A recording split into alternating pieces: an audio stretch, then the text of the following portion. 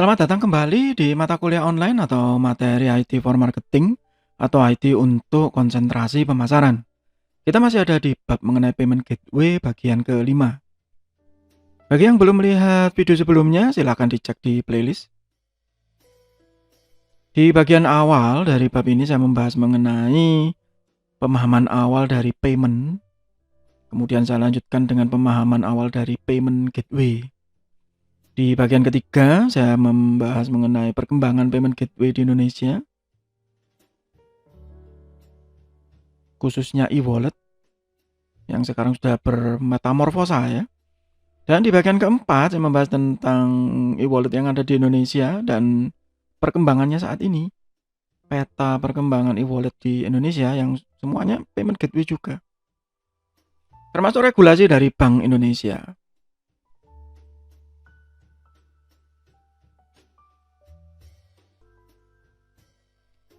Di bagian ini saya membahas mengenai contoh-contoh payment gateway atau e-wallet yang ada di Indonesia. Yang pertama Doku. Ya, karena memang dia mengklaim dirinya sendiri adalah payment gateway pertama di Indonesia. Bagi para programmer-programmer yang terjun di e-commerce ya, kalau generasi yang awal-awal itu semua hormat lah ya, respect sama Doku ini karena dia yang menyediakan API ya, API gitu. Ya, kalau yang orang-orang IT paham. Sayangnya mereka memang ya investornya kurang kuat mungkin, dan ya secara marketing juga kurang kuat ya. Itu satu contoh ya bagi teman-teman yang di marketing, bahwa marketing itu punya power yang hebat ya. Termasuk investor juga, tapi meskipun investornya kuat kalau marketingnya nggak bagus juga nggak akan berkembang ya. Doku ini secara teknologi saya bilang baik ya, sangat bagus. Tetapi mungkin ya marketing dan investornya tadi itu kurang nendang gitu istilahnya kalau orang-orang sekarang. Kemudian ada IPMO ini sama gitu ya. Yang ya sampai saya membuat video ini ya bulan Juli ya saya membuat video ini. Bulan Juli 2020 masih segitu-segitu aja ya, kalau bahasa Inggrisnya just so-so gitu ya. Belum ada satu revolusi yang berarti begitu. Padahal juga bagus. Ini juga sama, produk asli Indonesia. Kebetulan saya beberapa kali ya ketemu dengan foundernya, diundang kuliah tamu begitu. Saya bilang teknologinya kuat kok. Ya, teknologinya kuat, perkembangannya juga baik begitu. Investor kurang mungkin ya begitu. Nah, kemudian yang ditakuti banyak pihak. Tapi sampai saya membuat video ini juga belum terimplementasi ya. Gagal terus gitu implementasinya. Sempat tahun kemarin mereka mau launching dengan kode Libra namanya, yang menyatukan Bitcoin ya, tapi ternyata gagal juga. Kemudian konon tahun 2020 mau launching lagi, sepertinya tertunda lagi terkena pandemi seperti ini. Seharusnya ini momen yang tepat harusnya ya, pandemi seperti ini untuk launching hal-hal yang cashless begini.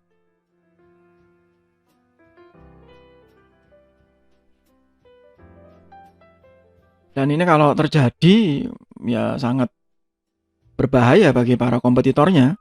Karena kalau sudah implementasi di Facebook, otomatis ke Instagram, otomatis ke WhatsApp, karena satu rumpun mereka, satu corporate ya. Dan ya mungkin orang akan beralih ke sana karena tanpa harus menginstal apa-apa lagi begitu. Dan faktanya memang sampai saat ini pun ya orang-orang, apalagi kalau di Indonesia ya, itu masih banyak kok yang jual beli di Facebook, Instagram, WhatsApp yang saya yakin kesulitan untuk masalah pembayaran. Bayangkan kalau ini terintegrasi juga di WA begitu. Ya, betapa menyedihkannya gitu para pesaing yang lain melihat ini. Waduh gitu, mereka langsung main ke internal. Ya. Anda bisa bayangkan Anda punya satu grup WA, kemudian ada yang jualan. Kemudian iya saya beli begitu. Langsung beli, langsung dibayar di situ. Wah. Nyaman sekali tuh yang jadi seller ya. Customer-nya juga mungkin lebih mudah. Ya, kita tunggu aja.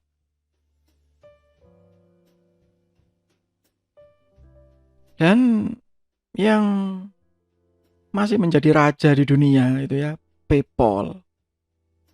PayPal sudah menyatu di Indonesia, sudah menerima rupiah, ya, sudah menerima secara resmi user di Indonesia, baik secara personal, ya, pribadi, bisnis gitu ya, partnership, semua ada. Dengan enak kita bisa jualan dan menarik dana. Begitu.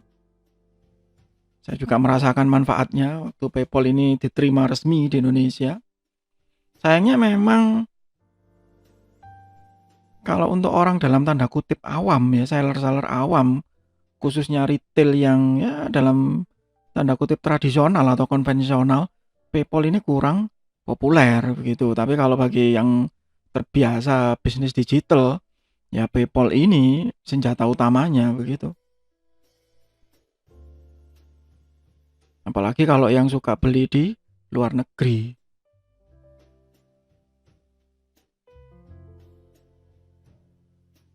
Nah, kemudian yang kita mundur lagi yang berbasis kartu.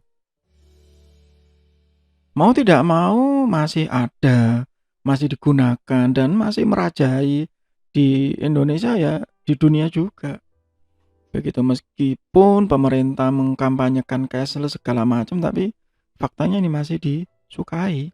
Apalagi di Indonesia yang dalam tanda kutip ya kartu kredit itu tidak terlalu populer dibandingkan dengan kartu debit biasa.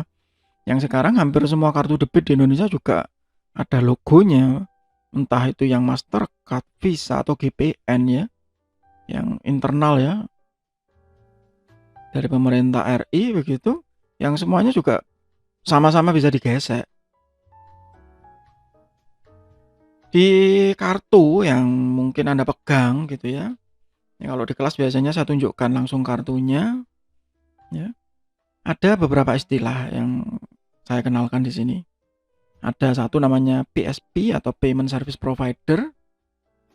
Ya. Third party service facilitating transfer or fund between merchant and customer via financial network. Ya, kalau kita di Indonesia ya kita mengenal Visa, Mastercard ya, GPN, Garda Pembayaran Nasional begitu. Bukan banknya ya, tapi pihak ketiganya sebagai penghubungnya atau payment gateway-nya itu tadi. Ya, kalau saya sebut ya Visa, Mastercard itu yang paling banyak ya, yang paling banyak. Kemudian ada AVS, Address Verification System, detect fraud by comparing the address enter on a web page with the address information on file with cardholder issuing bank. Sebenarnya AVS ini mencegah ya, mencegah carding atau pencurian kartu. Ada banyak cerita ya pencurian kartu ini. Waktu saya masih kuliah ya sering lah ngetes ilmu gitu ya, carding ya, meskipun nggak sampai transaksi, tidak. Tapi membuktikan bahwa itu bisa. Itu zaman dulu, tahun 90-an. Gimana kalau sekarang? Sebenarnya sekarang ini sulit. Ya. Kalaupun ada yang bobol gitu ya, kemudian tertangkap itu berarti kalau bagi saya itu ya serakah aja sih. Terlalu besar pencuriannya sampai ketangkap. Tapi kalau pencuriannya kecil-kecil, saya yakin masih banyak carding kecil itu. Sangat banyak. Saya jamin. Kalau nggak salah beberapa bulan yang lalu ada yang tertangkap ya di Surabaya itu. Yang melibatkan banyak selebritis sebagai endorser ya. Itu serakah itu sudah, dia terlalu besar itu. Ya kalau kecil-kecil sulit kok. Ya, kenapa begitu kok sulit ya? Karena ada banyak pemegang kartu kredit yang limitnya apa ya? Mega limit kalau saya bilang.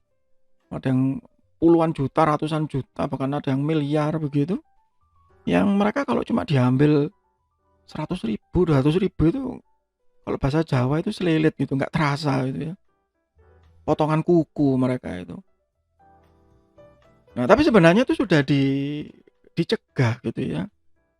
Diminimalkan resikonya dengan AVS ini, Address Verification System. Jadi kalau alamat pengirimannya tidak cocok dengan alamat pemilik kartunya, itu pasti akan ditanya ya, dikonfirmasi.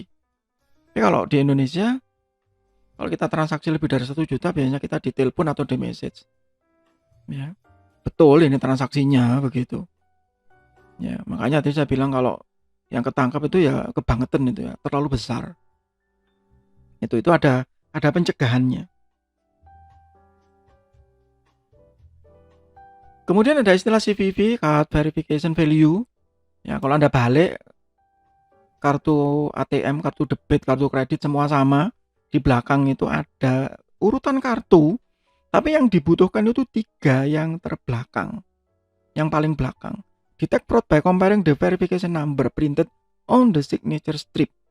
Nah, sekarang karena mulai 1 Juli kemarin peraturan di Indonesia juga sama, kita tidak lagi menggunakan tanda tangan, tapi menggunakan PIN, maka signature strip itu sebenarnya kan sia-sia sudah. Ya, tapi 3 angka di belakang ini yang penting. Yang seharusnya itu menjadi rahasia. Ya, seharusnya menjadi rahasia dan tidak boleh diketahui orang lain. Karena itu yang biasanya kita masukkan di e-commerce ya untuk transaksi. Ya, faktanya CVV ini bisa dibajak. Begitu. Anda yang ikut mata kuliah saya gitu ya, nanti biasanya saya tunjukkan di dalam Microsoft Teams nanti. Website mana yang bisa mengambil CVV-nya orang begitu. Wah, kalau gitu nggak aman dong Pak ya. Tidak ada yang aman 100% di dunia ini. Gitu. Tapi paling enggak itu ya harus menjadi rahasia ya, tidak bisa diumbar-umbar sembarangan. Nah, kemudian ada istilah VCC, Virtual Credit Card. An e-payment system in which a credit card issuer give a special transaction number. Jadi seperti kartu kredit temporer ya, sementara. Dulu di Indonesia ini sempat ilegal ya. Kemudian sudah tidak, termasuk sekarang juga. Sekarang malah ada VCC resmi ya. Dan sebenarnya kita juga nggak butuh lagi gitu VCC. Karena sudah ada payment gateway yang bisa menggantikan fungsinya VCC ini. Kalau di Indonesia Anda bisa ke Bank Niaga, ada Octopay itu bisa menggantikan itu. Genius juga bisa ya. Jadi kalau yang nggak punya kredit card tapi mau transaksi pakai card, sekarang sudah banyak ya. Jadi tanpa kehadiran VCC ini seharusnya sudah bisa kok. Ya, termasuk untuk yang mau transaksi di luar negeri. Ada banyak penggantinya, ada Payoneer, ada Skrillex, ada macam-macam. Ya, ada PayPal juga begitu. Yang PayPal ini juga bisa link ke bank ya, ke rekening bank ya. Kalau kita nggak mau pakai kartu kredit, nggak mau utang begitu. Ya, itu beberapa yang menggunakan card. Ya.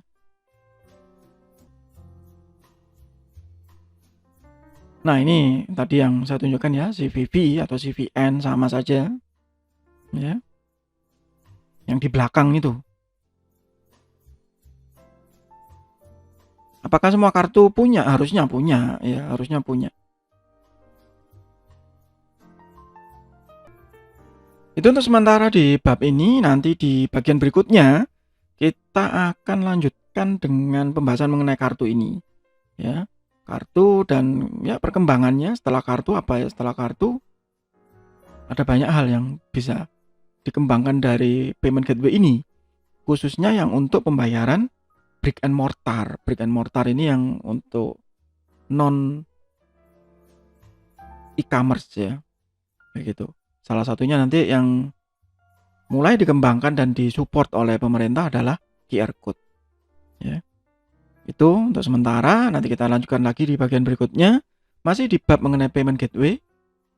Masih di mata kuliah online atau materi IT for marketing atau IT untuk konsentrasi pemasaran. Semoga bermanfaat. Tetap sehat, tetap semangat. Terima kasih.